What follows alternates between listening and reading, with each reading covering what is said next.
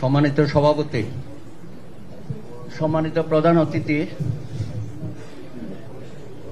BNP স্থায়ী কমিটির নেতৃবৃন্দ, জাতীয় নেতৃবৃন্দ, সমবেত বন্ধুগণ, যদিও আজকে আমরা জন্মাষ্টমীর উৎসবে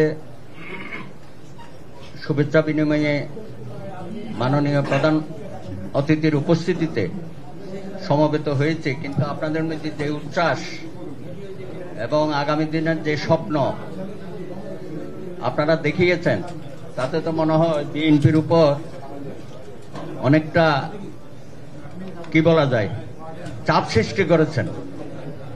মাননীয় প্রধান অতিথি, গত বিশেষ করে 2018 সন থেকে আপনার সাথে ফর্মালি অনেক মিটিং হয়েছে, অনেক বক্তব্য আপনি দিয়েছেন, নির্দেশনা পেয়েছি। এর বাইরেও আপনি ব্যক্তিগতভাবে আমার মতো একজন রাজনৈতিক কর্মীর সাথে যেভাবে টেলিফোনিক নির্দেশনা দিয়েছেন, মাঠে ময়দানে কিভাবে আন্দোলনটাকে ছড়িয়ে দিতে হবে এবং বিজয় ছিনিয়ে আনতে হবে, আপনার সেই নির্দেশনা পেয়ে আমরা যার যার অবস্থান থেকে এই আন্দোলনকে একটা সফল যৌক্তিকতার দিকে পৌঁছে দিতে পেরেছি।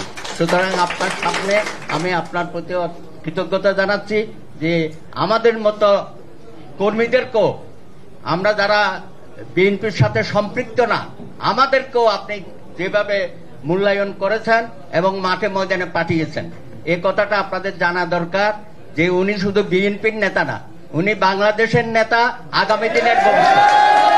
কারণ উনি প্রত্যেকটা নেতা কর্মীকে উনি ওখান থেকে দেখভাল করেছেন, কার সুবিধা অসুবিধা এগুলো আপনারা দেখছেন। গত 15 বছরে যেভাবে বিএনপির উপর অত্যাচার নিপীড়ন হয়েছে, অনেক মায়ের কোল খালি করেছে, ক্রস ফায়ার থেকে শুরু করে, গুম থেকে শুরু করে কি না করেছে তারা আইনাগর, এবং যেভাবে আমাদের নেতৃবৃন্দকে সহ সমস্ত তাদের ছাত্রদল, স্বেচ্ছাসেবক দল, যুবদল থেকে সবাইকে যেভাবে জেলে নিক্ষেপ করেছে, প্রায় 50 লক্ষেরও বেশি কারারুদ্ধ হয়েছে, 1.5 লাখের মতো মামলা হয়েছে, এগুলো আমরা জানি, খুব কাছে থেকে দেখেছি।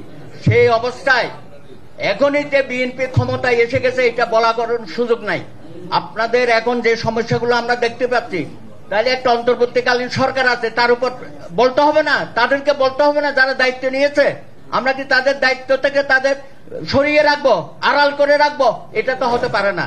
সুতরাং আমার কথা হচ্ছে বিএনপির 31 দফা, এটা আমাদের সকল বিরোধী দলের 31 দফা, জনাব তারেক রহমানের নির্দেশে এটা রচিত হয়েছে। এখানে আমাদের সকলেরই অংশগ্রহণ আছে, অংশীজন আছে। আমরা মনে করি বাংলাদেশের এই 31 দফা হচ্ছে আমাদের জাতির মুক্তির সনদ, ম্যাগনা কার্টা। আগামী দিনের রাজনীতি হবে 31 দফার ভিত্তিতে, যেটা জনাব তারেক রহমান সারা বাংলাদেশে যে মিটিং গুলো করে বেড়াচ্ছে, প্রত্যেক দিন তিনি সেই কথাগুলো বলেছেন এবং সকলকে ইনক্লুসিভ রাজনীতি করার জন্য উনি আহ্বান জানিয়েছেন এবং সকলকে তিনি ধারণ করতে চান। হিন্দু, বৌদ্ধ, খ্রিস্টান, মুসলিম সকলে মিলে আগামী দিনের বাংলাদেশ আমরা অগ্রসর করে নিয়ে যাব।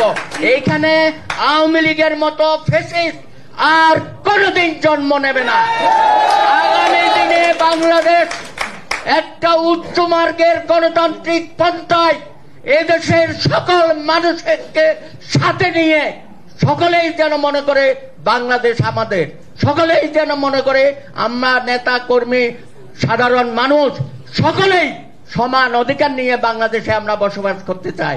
সুতরাং আজকের জন্মাষ্টমীতে এটা শুভ সূচনা হোক। আগামী দিনে আমরা যে মাঠে ময়দানে যাব, আপনাদেরকেও আহ্বান জানাবো, আপনারাও বিএনপির সাথে আমাদের সাথে একই কাতারে দাঁড়িয়ে মাঠে ময়দানে ছড়িয়ে পড়বেন, যাতে একটা উজ্জ্বল ভবিষ্যৎ আমরা আজকে আপনারা দেখাচ্ছেন, সেই ভবিষ্যৎ উন্নয়নকামী এবং উন্নত মানের বাংলাদেশ আমরা যাতে গড়তে পারি। আওয়ামী লীগের মতো এইরকম যারা কথা দিয়ে কথা রাখে নাই, প্রতারণা করেছে, গণতন্ত্রের নামে, উন্নয়নের নামে শোষণ করেছে, দেশটাকে নষ্ট করেছে, ছাড়খাড় করেছে, মানবতাকে কবর দিয়েছে, তাদের থেকে আমরা মুক্ত হয়েছি, কিন্তু তাদের দোসররা এখনো আনাচে কানাচে রয়েছে। সুতরাং আপনারা সজাগ থাকবেন, আপনারা সজাগ থাকবেন। আগামী দিনে আমরা যে কোনো অবস্থায়, যে কোনো বিপ্লবের পরে একটা প্রতি বিপ্লব হয়, সেই প্রতি বিপ্লব শক্তিকে দমন করার জন্য জনগণকে ঐক্যবদ্ধভাবে কাজ করে যেতে হবে। আপনাদের সকলকে ধন্যবাদ। মাননীয় প্রধান অতিথি, আমাদেরকে সময় দেওয়ার জন্য আপনাকেও আন্তরিকভাবে অভিনন্দন এবং শুভেচ্ছা জানাই।